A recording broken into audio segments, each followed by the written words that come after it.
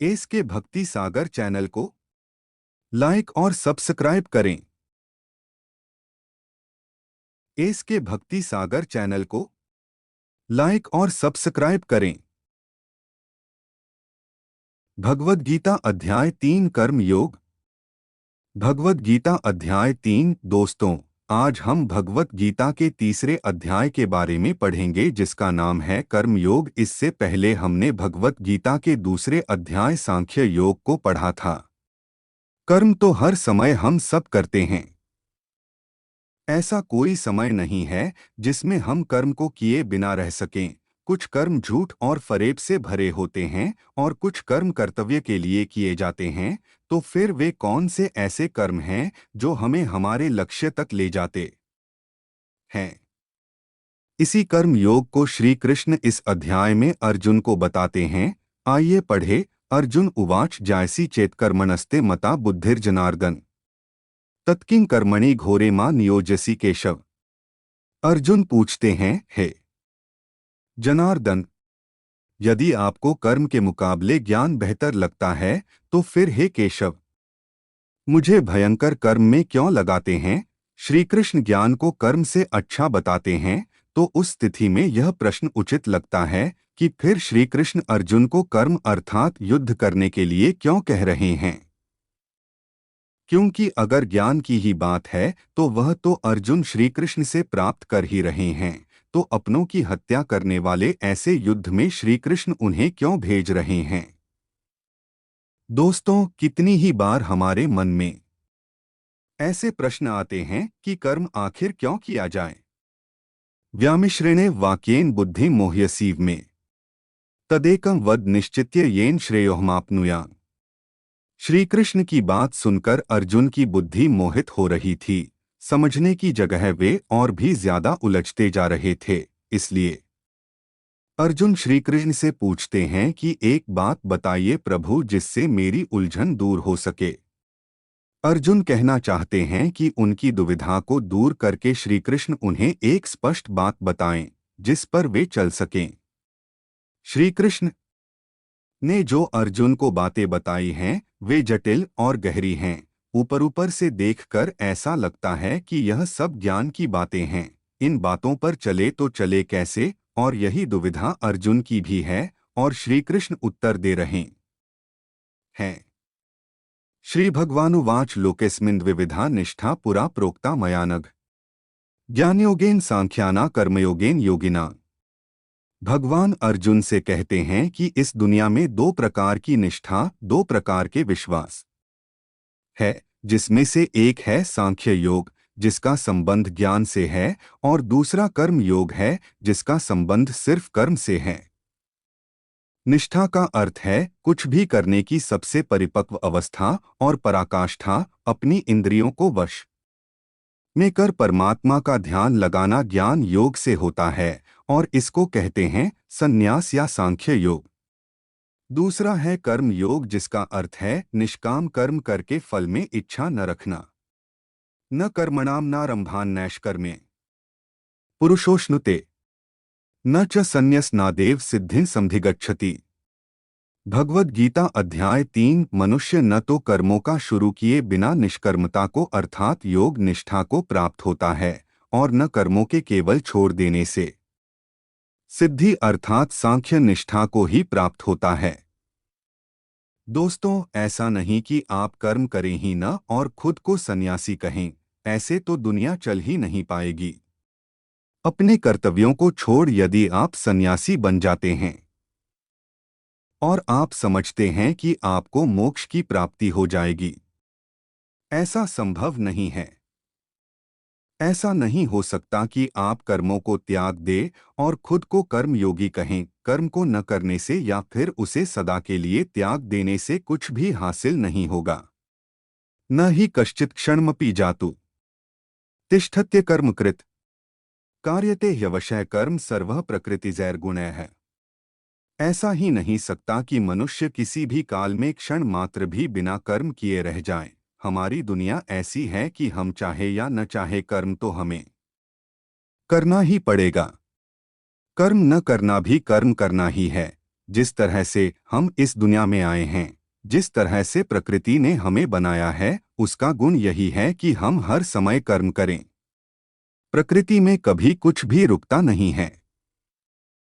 सांसें चलती है, समय चलता है, जीवन का चक्र चलता रहता है, और जब तक जीवन रहेगा तो कर्म भी रहेगा। इसलिए यह आवश्यक है कि कर्म को समझा जाए और उसे समझ के उसे किया जाए। कर्मेंद्रियाणि संयमय य आस्ते मनसा स्मरन् इंद्रियार्थान विमूढ़ात्मा मिथ्याचारः स उच्यते। जो सिर्फ दिखावे के लिए अपनी इंद्रियों को ऊपर से रोककर परंतु अंतर्मन से हमेशा उन्हीं के बारे में सोचता है, वह मिथ्याचारी अर्थात ढोंगी कहा जाता है, यानी झूठा और घमंडी। उदाहरण के लिए जैसे कोई व्यक्ति खाना खाने से मना कर दे लेकिन अंदर ही अंदर खाने के बारे में ही सोचता रहे, तो यह किस तरह का उपवास हुआ? इसे व्रत नहीं माना जाएगा। कितने ही साधु सन्यासी आपको मिलेंगे जो कहते हैं कि उन्होंने दुनिया को त्याग दिया है, कर्म को त्याग दिया है, परंतु अगर उनके मन में अभी भी इस दुनिया के लिए इच्छा है तो श्री कृष्ण उन्हें झूठा और पाखंडी बताते हैं। यस्त्विन्द्रियाणि मनसा नियम्यारभतेर्जुन कर्मेन्द्रियः कर्मयोगमसक्तः स विशिष्यते। हे अर्जुन, जो पुरुष सच्चे मन से इंद्रियों को वश में करके उनसे बिना लगाव लगाए कर्म करता है, वही कर्म योग का पालन करता है और वही श्रेष्ठ है। श्री कृष्ण एक तरह से चेतावनी दे रहे हैं कि इंद्रियों को तो वश में करना ही है, लेकिन मन का उन इंद्रियों से किसी भी तरीके से लगाव नहीं होना चाहिए और उसे ही कर्मयोग माना जाएगा। जब इंद्रियां वश में होती हैं तो आप कुछ भी करने में संभव होते हैं, किसी भी तरह की बाधा आपको आपका कर्म करने से रोक नहीं सकती है। और अगर आप इंद्रियों के वश में है तो फिर वह स्वादिष्ट खाने की खुशबू ही क्यों न हो, कोई रूपसी नारी ही क्यों न हो, आसपास का शोर ही क्यों न हो, हर बाधा आपको आपका कर्म करने से रोकेगी। नेतं कुरु कर्म त्वं कर्म ज्यायो ह्यकर्मणः शरीर यात्रापि चते न प्रसिद्धेत कर्मणः। हे अर्जुन, तुम केवल कर्तव्य निभाओ, क्योंकि कर्म न करने के मुकाबले कर्म करना बेहतर है और तुम्हारे कर्म न करने से तुम्हारा जीवित रहना भी तो संभव नहीं है। अर्थात तुम शास्त्र उठाओ और युद्ध करो, अपना कर्म करो, क्योंकि यह कर्म न करने से कहीं ज्यादा अच्छा है। कहने का तात्पर्य यह है कि कर्म तो बहुत सारे हैं, परंतु उसमें से एक चुना हुआ है, उसी चुने हुए कर्म को ही निर्धारित कर्म कहते हैं। अपनी मर्जी से अगर आप कर्म चुन लेंगे तो उसे निर्धारित नहीं माना जाएगा। आपको अपना कर्तव्य समझकर अपना कर्म चुनना होगा, अथवा जो कर्म आपको मिला है उसे अपना कर्तव्य समझकर निभाना होगा। यज्ञार्थात् कर्मणोऽन्यत्र लोकोऽयं कर्मबन्धनः तदर्थं कर्म कौन्तेय मुक्तसंगः समाचर। भगवद गीता अध्याय 3। इस श्लोक में श्री कृष्ण पूरे समाज में भलाई वाले कर्म को समझा रहे हैं। यज्ञ वह होता है जिसमें सब शामिल होते हैं। श्री कृष्ण कहते हैं कि यज्ञ के लिए किए जाने वाले कर्मों से ही ये मनुष्य समुदाय कर्मों से बंधता है। इसलिए हे अर्जुन, तुम इच्छाओं को छोड़कर उस यज्ञ के निमित्त ही कर्म करो। यज्ञ अर्थात समाज की भलाई के लिए किया गया निस्वार्थ कार्य। हमको भी अपने कर्तव्यों को यज्ञ समझ के कार्यों में अपना योगदान देना चाहिए, जिससे समाज का भला हो सके। इसे ही आप निर्धारित कर्म ही मानिए। सहयज्ञाः प्रजाः सृष्ट्वा पुरोवाच प्रजापत्यः अनेन प्रस्विष्यध्वमेश वोस्त्विष्ट कामधुक्। प्रजापति ब्रह्मा ने इस दुनिया की शुरुआत में यज्ञ को रचकर अपनी प्रजा से कहा कि तुम लोग इस यज्ञ द्वारा इस वृद्धि को प्राप्त हो और यह यज्ञ तुम लोगों को इच्छित भोग प्रदान करेगा।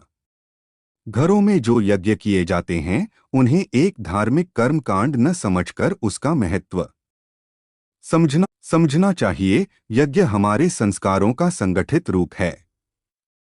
संस्कार का अर्थ है कार्य करने का सबसे उत्तम तरीका। यज्ञ से हम हर विधि को या संस्कार को उचित तरीके से पूरा कर कर्म को शुरू करते हैं। यज्ञ एक तरीके से हमें राह दिखाता है। अगर आगे भी संस्कारों का पालन होगा तो हमारा ध्येय जरूर पूरा होगा। देवान भाव्यतानेन्ते देवा भाव्यन्तु वः परस्परं भाव्यन्तः श्रेयः परं वाप्स्यथ। ब्रह्मा कहते हैं कि यज्ञ से सब लोगों को देवताओं को खुश करना चाहिए और वे देवता खुश होकर हम सब की भलाई करेंगे। इस प्रकार निःस्वार्थ भाव से एक दूसरे को उन्नत करते हुए तुम लोग परम कल्याण को प्राप्त हो जाओगे। यज्ञ देवताओं को खुश करने का तरीका है और उसके बदले में देवता आप सबको खुश रखते हैं, आपकी उन्नति करते हैं। इसलिए काम को शुरू या कोई शुभ कार्य करने से पहले ईश्वर का नाम लेने का विधान है। यही ईश्वर का नाम जब सही तरीकों या सही पद्धति के साथ किया जाता है तो उसे यज्ञ कहते हैं। यज्ञ को अपने और देवताओं के बीच का एक माध्यम मान लीजिए, जिससे दोनों के बीच संबंध बना रहता है। इष्टान भोगान ही वो देवा दास्यन्ते यज्ञ भाविता है। तैर्दत्तान प्रदायभ्यो यो भुंक्ते स्तेन एव सह। यज्ञ करके जब आप देवताओं की पूजा करते हैं तो वे आपके बिना मांगे ही आपकी सभी इच्छाओं को पूरा कर देते हैं। लेकिन जो यज्ञ नहीं करता और उस यज्ञ से देवताओं को प्रणाम नहीं करता लेकिन फिर भी अपनी इच्छाओं को पूर्ण करना चाहता है, उन्हें चोर समझना चाहिए। कुछ करने से कुछ मिलता है और कुछ देने से कुछ मिलता है। बिना अर्घ चढ़ाए या बिना पूजा किए अगर कोई चाहता है कि उसकी इच्छा पूरी हो जाए, बिना कोई काम किए अगर कोई सोचे कि उसका काम बन जाए, तो इसे बेईमानी या चोरी ही तो कहा जाएगा। यज्ञशिष्टाशिनः संतो मुच्यन्ते सर्वकिल्बिषयः भुञ्जते ते त्वघ्न पापाये पचन्त्यात्मकारणात्।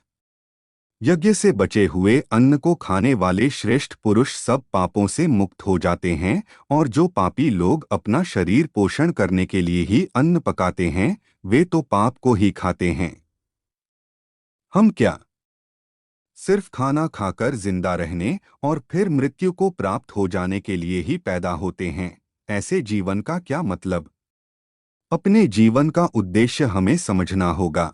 इस ब्रह्मांड में हम क्यों हैं, क्यों हमें ईश्वर या मोक्ष को प्राप्त करना है, यह हमें समझना है, और वह समझने के लिए ही यज्ञ जैसे अनुष्ठान किए जाते हैं। जो लोग यज्ञ और ईश्वर को याद किए बिना सिर्फ अपने जिंदा रहने में लगे रहते हैं, उन्हें चोर समझना चाहिए। अन्नाद् भवन्ति भूतानि पर्जन्यादन्न संभवः यज्ञाद् भवति पर्जन्यो यज्ञः कर्मसमुद्भवः कर्म ब्रह्मोद्भवं विद्धि ब्रह्माक्षर समुद्भवम् तस्मात् सर्वक्तं ब्रह्मा नित्यं यज्ञे प्रतिष्ठितम्। भगवद गीता अध्याय 3। अगर अन्न खत्म हो जाए तो सब खत्म हो जाएंगे। संपूर्ण प्राणी जगत हर कोई अन्न से उत्पन्न होते हैं। अन्न की उत्पत्ति वर्षा से होती है और वर्षा यज्ञ से होती है और यज्ञ कर्मों से होते हैं और कर्मों की उत्पत्ति वेदों से। हमारी संस्कृति का सारा ज्ञान वेदों से ही तो आया है। कर्म क्या है उसकी परिभाषा भी वेद से आई है और वेद परमपिता परमात्मा से उत्पन्न हुए हैं। वेद ईश्वर से आया हुआ ज्ञान है। वेद से आगे और वेद से बड़ा कुछ भी नहीं है। दोस्तों, इससे यह सिद्ध होता है कि यज्ञ और ईश्वर में सीधा संबंध है। एवं प्रवर्तितम चक्रं नानुवर्तयति ह्यः अघायुरिन्द्रियारामो मोघ पार्थ स जीवति। श्री कृष्ण कह रहे हैं, हे पार्थ, जो पुरुष परंपरा से नहीं चलता, जो सृष्टि चक्र और प्रकृति के नियमों के अनुसार नहीं चलता, अर्थात जो अपने कर्तव्यों का पालन नहीं करता, वह इंद्रियों के द्वारा भोगों में रमण करने वाला पापयुक्त पुरुष व्यर्थ ही जीता है। ऐसा इंसान सिर्फ इंद्रियों के वश में रहकर ही जिंदा रहता है, जीता है और मृत्यु को प्राप्त हो जाता है। उसके जीवन मृत्यु का चक्कर चलता ही रहता है। ऐसे इंसान के जीने और मरने का कोई मतलब नहीं है। वेदों में और ग्रंथों में ज्ञान और नियम बनाए हैं, उनका मतलब है और उस मतलब के अनुसार हमें अपना जीवन जीना चाहिए। यस्त्वात्मर्तिरेव स्यादात्मतृप्तश्च मानवः आत्मन्येव च संतुष्टस्तस्य कार्य न विद्यते। श्री कृष्ण कहते हैं कि जो मनुष्य आत्मा में ही रमण करने वाला, आत्मा में तृप्त और संतुष्ट हो, उसके लिए कोई कर्तव्य नहीं है।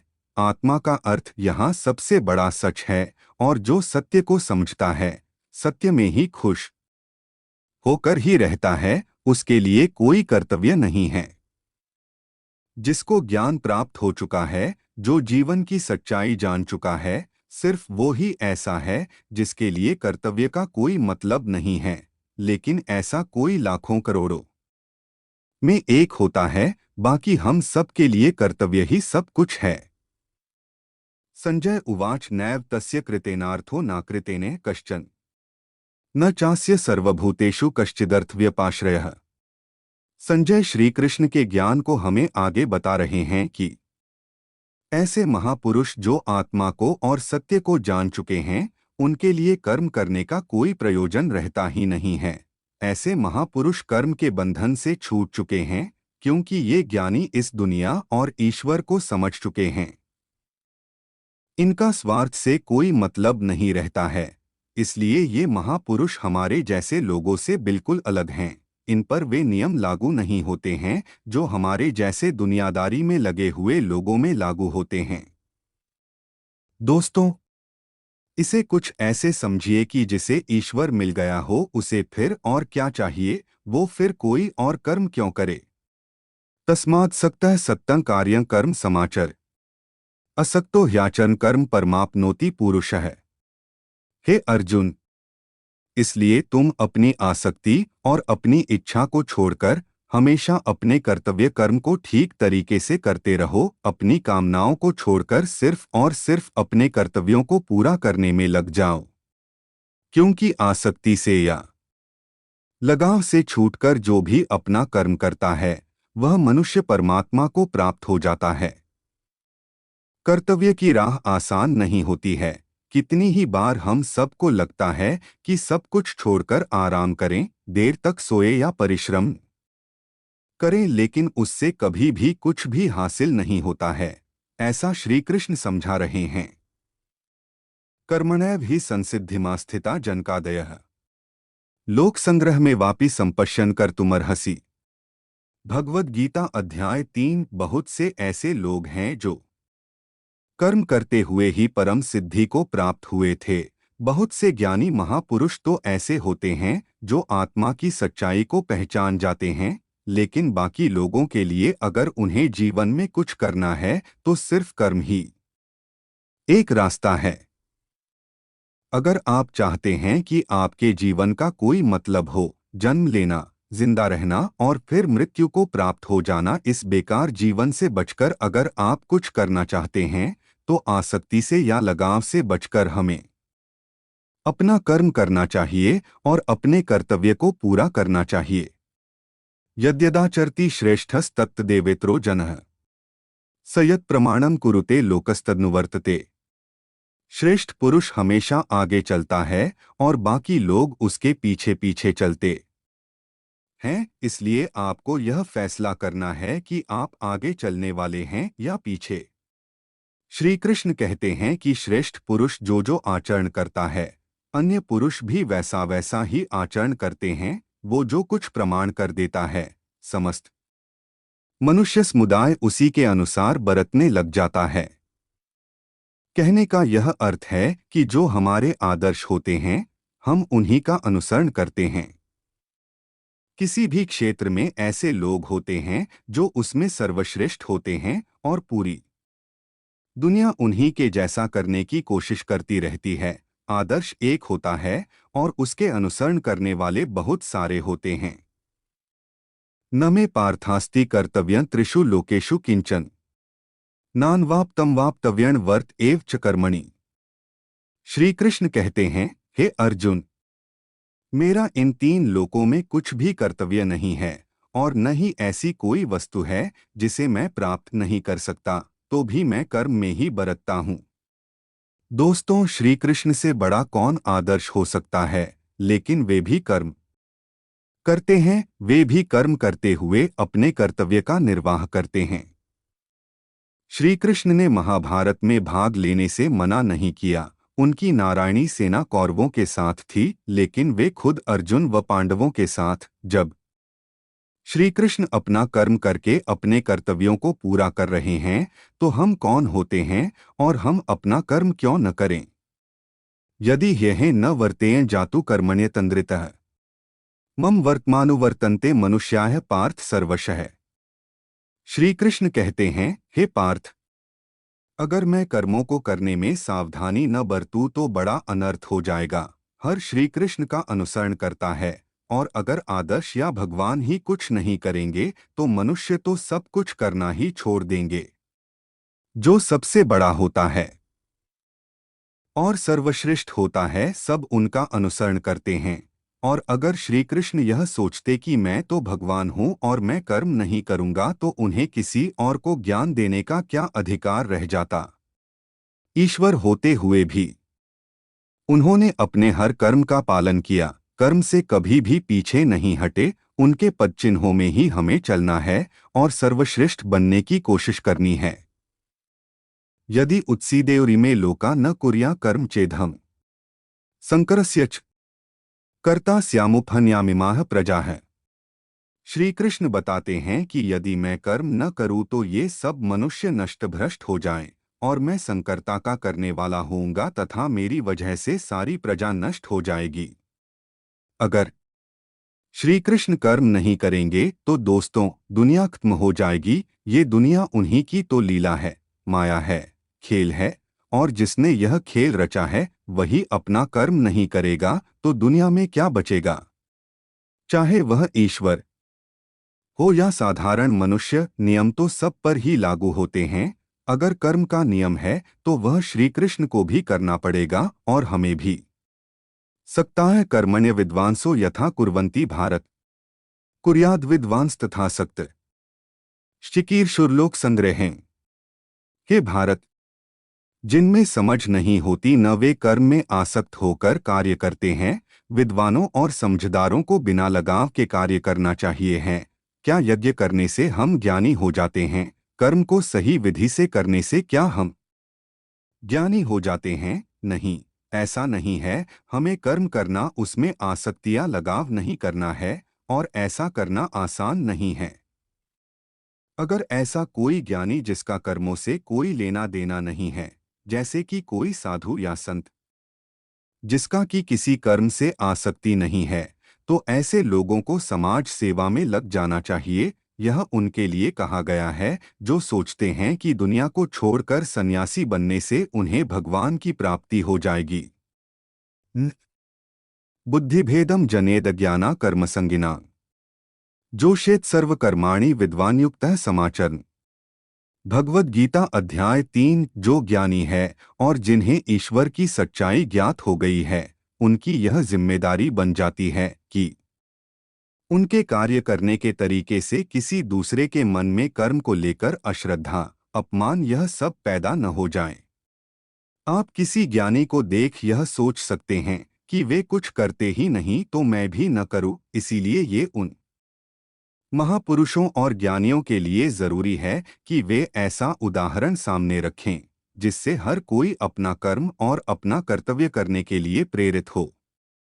दोस्तों, यदि किसी साधु को देखकर सब लोग अपना परिवार छोड़ सन्यासी बन जाएंगे तो दुनिया नहीं चल पाएगी। प्रकृतयः क्रियमाणानि गुणैः कर्माणि सर्वशः अहंकार विमूढ़ात्मा कर्ताहमिति मन्यते।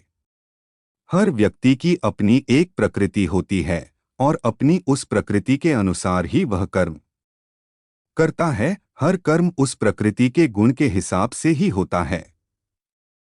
जिसके अंदर घमंड भरा होता है, वह ये सोचता है कि मैं ही करता हूँ, अर्थात करने वाला मैं ही हूँ, और ऐसा सोचने वाले को अज्ञानी कहा गया है। आप जो भी कार्य करते हैं, उस कार्य को करवाने वाली आपकी प्रकृति होती है और उसके गुण होते हैं। कितनी ही बार ऐसा होता होगा कि गुस्से में आप कुछ ऐसा कर जाते हैं जो आप नहीं करना चाहते थे। वो आपका क्रोध आपसे करवा देता है। सोचिए और समझने की कोशिश करिए कि आपकी प्रकृति क्या है। तत्त्ववित्तु महाबाहो गुणकर्म विभाग्यो है। गुणा गुणेषु वर्तन्त इति मत्वा न सज्जते। यहाँ पर श्री कृष्ण ने बहुत ही गहरी बात कही है। सात्विक, राजसिक और तामसिक 3 तरह की प्रवृत्तियां होती हैं, फिर उनके गुण विभाग और कर्म विभाग होते हैं। इन्हीं गुणों के वजह से आप कर्म करते हैं। जैसे अगर तामसिक गुण रहेगा तो आप आलस या नींद या फिर इसी तरह के बुरे कर्म करेंगे।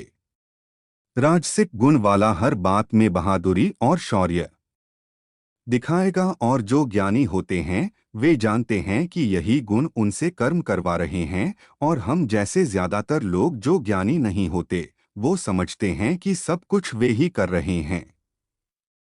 प्रकृतेर गुण सम्मूढ़ाः सज्जन्ते गुणकर्मसु तानकृत्स्नविदो मंदानकृत्स्नविन्न विचालेत।